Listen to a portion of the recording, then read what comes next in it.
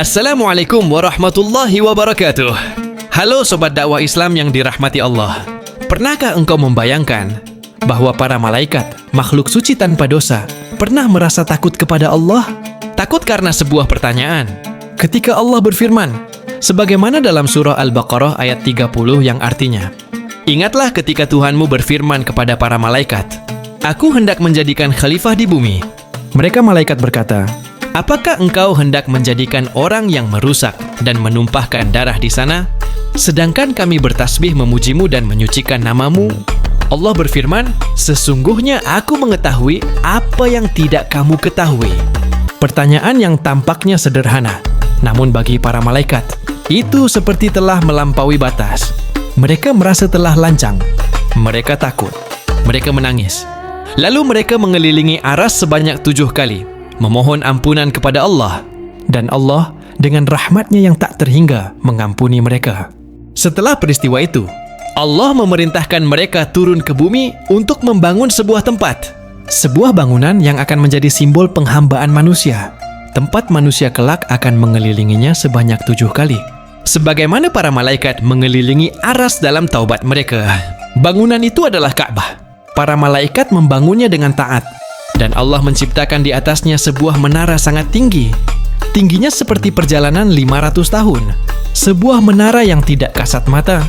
Namun pada masa Nabi Nuh, saat terjadi banjir yang sangat besar, Allah mengangkatnya ke langit yang keempat.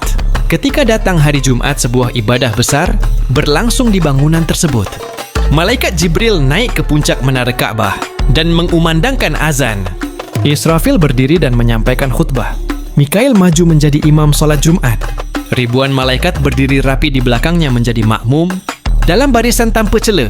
Setelah menyelesaikan sholat, satu persatu malaikat itu berkata, Jibril berkata, pahala azanku hari ini, aku hadiahkan untuk manusia yang penuh dosa, namun datang memenuhi panggilan. Azan di bumi. Israfil berkata, pahala khutbahku, aku hadiahkan untuk mereka yang berdiri menyampaikan khutbah Jumat dengan keikhlasan. Mikail berkata, pahala sebagai imam solat Jumat ini, aku berikan untuk para imam solat Jumat di bumi. Dan para malaikat lain pun berkata, pahala solat berjamaah kami serahkan untuk siapa saja yang melaksanakan solat Jumat bersama imam. Lalu Allah yang Maha Pengasih berfirman, wahai para malaikatku, apakah kalian hendak memuliakan hamba-hambaku? Sedangkan aku adalah Zat yang Maha Mulia. Dengarkanlah, aku bersaksi kepada kalian semua, aku telah mengampuni umat Nabi Muhammad yang melaksanakan solat Jumat. Ampunan serta pahala ini hanya aku berikan pada umat Nabi Muhammad, dan tidak aku berikan kepada umat sebelum mereka. Subhanallah, Jumat bukan sekadar hari, ia adalah hadiah bagi umat manusia. Di hari itulah langit mengalirkan rahmatnya. Di hari itulah para malaikat menyampaikan cinta dan doa-doa mereka untuk kita.